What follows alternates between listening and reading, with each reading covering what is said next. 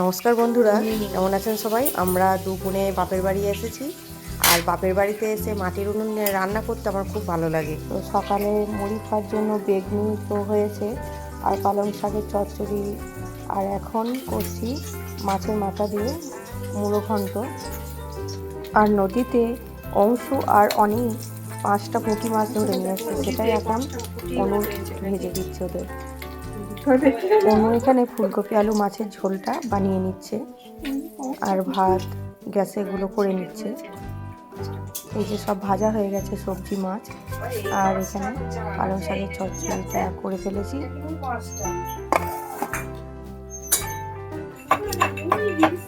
অনু ওখানে গ্যাসে রান্না করছে, আর আমি এখানে কাঠের উনুনে। দিদিভাই চান করতে যাচ্ছে, আর মা এখানে একটুখানি এলাচ ছেঁচে দিল।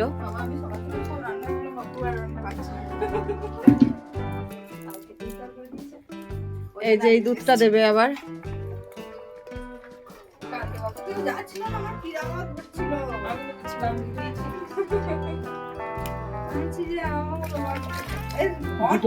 দাও দাও দিয়ে দাও। আর দিও না, দিও না। ওমা, এটা 4 কেজি দুধ হবে তো? 4 কেজি দুধ। আর চাল দিয়েছো 250 গ্রাম বোধহয়, নাকি? 250ই হবে, 250 বেশি হবে না।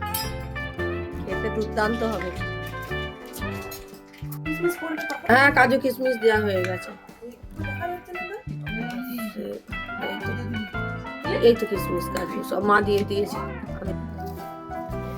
আর এই টমেটোটা, রসুন আর কাঁচা লঙ্কা এই আগুনে পুড়িয়েছি। এটা জামাইবাবু খাবে। এই যে 1 বাটি চিনি দিলাম। এই বাটির 1 বাটি চাল দেওয়া হয়েছিল, তার মাপেই 1 বাটি চিনি দেওয়া হয়।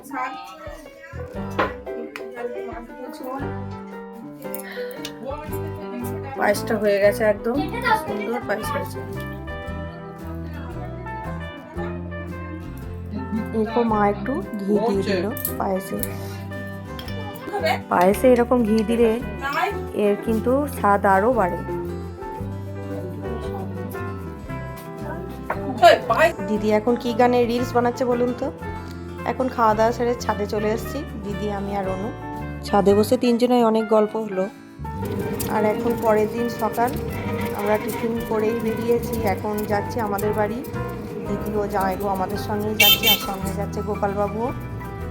আর এটা আমাদের বাগদেবীতলা। আমার বিয়ে হয়েছে 20-22 বছর, এখনও বাপের বাড়ি থেকে বাড়ি যাওয়ার সময় মনটা খুব খারাপ করে। তো এখন দিদি জামাইবু আছে তাও সঙ্গে, তার জন্য মনটা অতটাও খারাপ লাগছে না।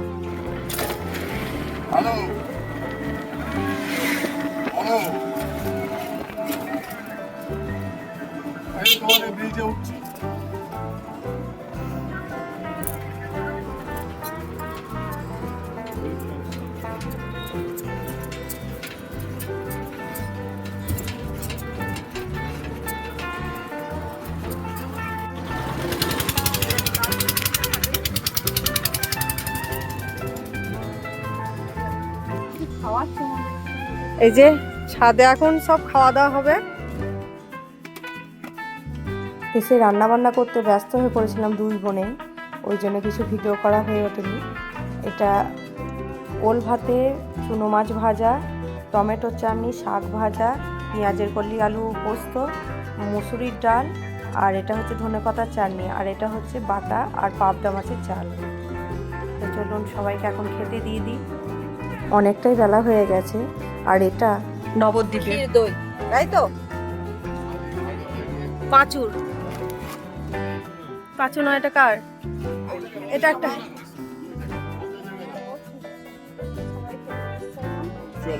ছাদে রান্না নিচে হয়েছে, খাওয়া দাওয়াটা হবে ছাদে রোদ লাগিয়ে। চলুন এখন সবাইকে খেতে দিই। খাওয়া দাওয়ার পর কিছু ফল কেটে নিয়ে এসেছি, এখন ছাদে রোদ পোয়াতে পোয়াতে এগুলো খাওয়া হবে সবাই মিলে। আর এখন সন্ধেবেলা অংশু একটা কেক কাটবে, ওর জন্মদিনে কেকটা কাটা হয়নি বলে। অংশু তুই একবারে সে এত তাড়াতাড়ি করেছিল ফোড়ন আগে প্রথমে মাকে খাবে হ্যাঁ আচ্ছা এবার একটু বাবাকে খায় হ্যাঁ যা সব হয়েই গেল কেন এত তাড়া তো কি আস্তে আস্তে জিনিসটা ইয়ে করে ও বাবাই তো সেই তখন কে আচ্ছা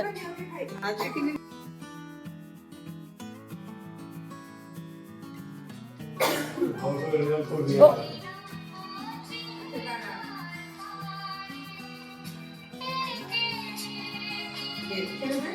এবার ঠাকুমাকে ঠাকুমাকে আর দাদু ওই ঠাকুমা দাদু একসঙ্গে হয়ে গেল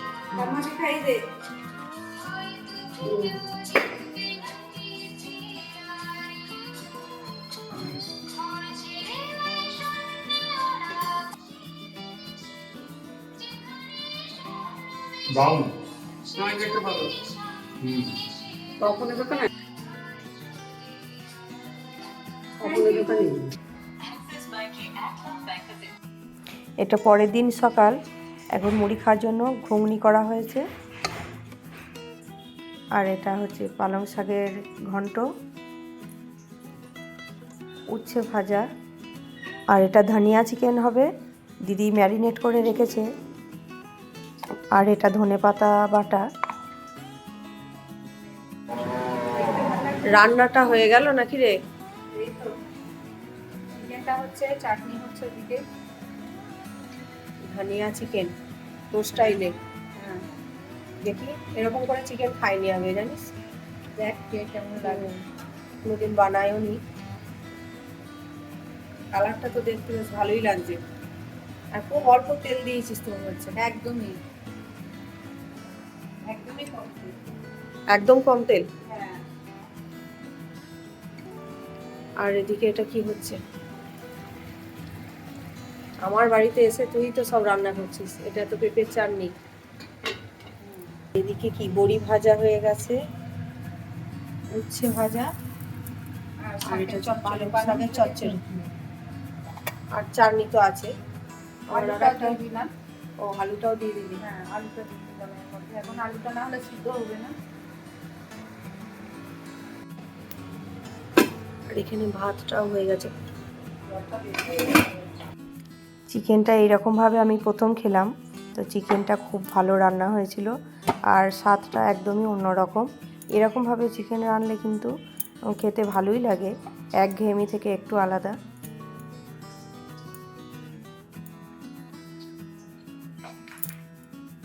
আর এই বড়ি ভাজাটা পেঁয়াজ লঙ্কা কুচিয়ে মাখা হয়েছিল, খেতে কিন্তু খুব ভালো হয়েছিল। আর এই পেঁপের চাটনি আমার দিদি খুব সুন্দর বানায়, তো এই চাটনিটাও খুব ভালো খেতে হয়েছিল। আর এখন খাওয়া দাওয়া সেরে বিকেলে আমরা ছাদে বসে আছি এখন, আর আকাশটা দেখুন কি সুন্দর দেখতে লাগছে।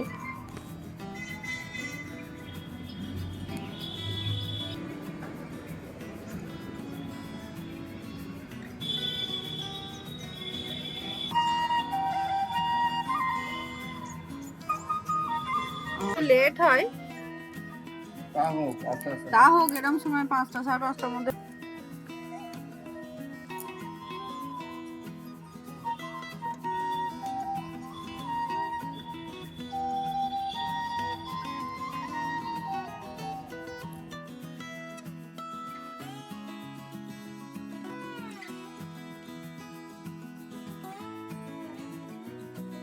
রাত্রিতেও দিদি রান্না করেছে খাসির মাংস, আলুর ঝোল, খুবই সুন্দর হয়েছে, অল্প তেলে রান্না করেছে। আর এই যে এদিকে ভাত রান্না হচ্ছে, স্যালাড, আর গরম গরম রুটি। এই হচ্ছে আজকে আমাদের রাতের খাবার। ভিডিওটা এখানেই শেষ করলাম। সকলে ভালো থাকবেন, সুস্থ থাকবেন, নমস্কার।